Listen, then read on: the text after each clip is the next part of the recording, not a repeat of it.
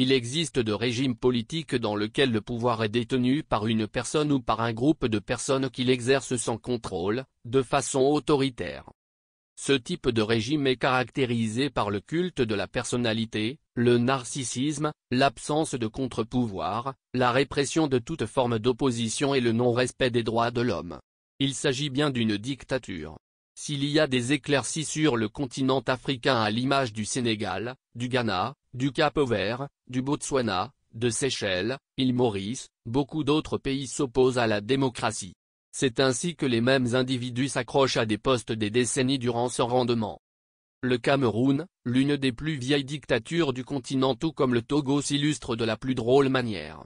En dehors du fait que le dernier gouvernement de Paul Biya fera 6 ans le 4 janvier 2025, 4 ministres issus du gouvernement du 4 décembre 2004, célèbrent leurs 20 ans au même poste. Il s'agit de Jacques Faye Madongo, ministre de l'Enseignement supérieur. Madeleine Tchouinté, ministre de la Recherche scientifique et de l'Innovation. Hélé Pierre, ministre de l'Environnement, de la Protection de la Nature et du Développement durable et Luc Magloire Mbarga Atanyana, ministre du Commerce.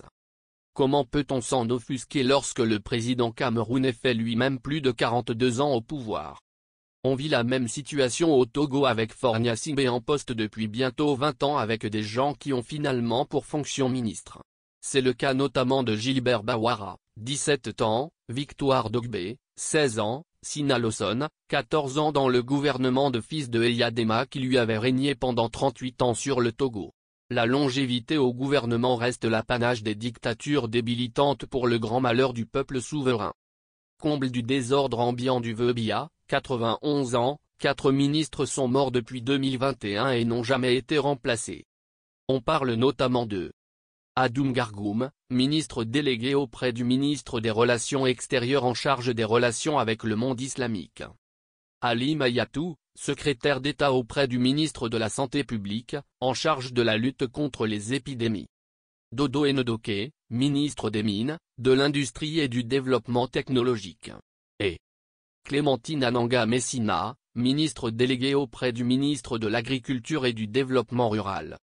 Au Togo, les préfets du Golfe Atabou Zinyefa décédé depuis le 4 août 2023, et Dagoenive Awate Odabalo fait ministre depuis le 8 septembre 2023 n'ont jamais été remplacés.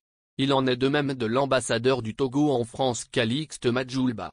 Certains postes disparaissent parfois avec les préposés, preuve manifeste de la gouvernance en mode automatique qui caractérise les dictatures archaïques du continent.